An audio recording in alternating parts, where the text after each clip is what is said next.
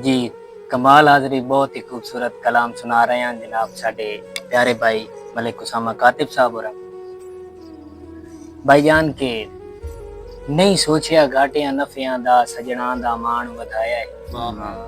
मेरी मुखलिस पान तू हर लग दे पिया जा जा फैदा चाया है। और अरमान तू जमन दी हांज नहीं सुकदी वदा इंज दा रूह जख्माया है। उसे कदर घटाइए बुलक दे वे जेड़े बशर नु सजन बनाया है। क्या जी दोस्तों, साडे अगले मेहमान जनाब पंजाबी अदब दे बहुत ही खूबसूरत लिखारी जनाब शहजाद हुसैन अमन साहब अपनी हाजरी देसन जी। जी शहजाद भाई। जी भाई जमन दे हुक्म ते जी बिस्मिल्लाह।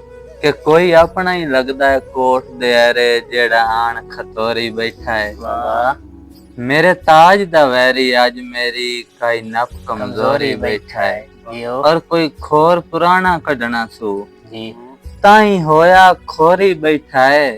वैसे दल आया मन अनकते हो के मोड़ हाथ नो सोरी बैठा है। क्या बात है भाई, वाह अमन बहुत साहब, वाह। शुक्रिया के नीवी धारण समझ उताड़ ही ठाड़ू पिया रले उचाण ते पानी जिगर आलन ठले बांधे के जै बाई दे मान ते पानी। अच्छा और ताई अमन में कोशिश कीती है चढ़े नहीं मेरे भाण ते पानी जो सने सेरुआ हिया कड़ लेंदा है जदा पमदा है वाण ते पानी। वाह भाई वाह, क्या खूबसूरत। शुक्रिया। और आखिरी शेर है, जी पूरी तवज्जो करे सो जी जी बिस्मिल्लाह जी बिस्मिल्लाह।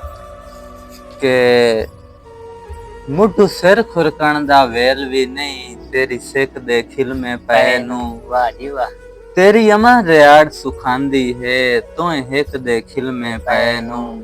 और हेक मेक चू काढ़ के वाह की तई हेक मेक दे खिल में पै नू।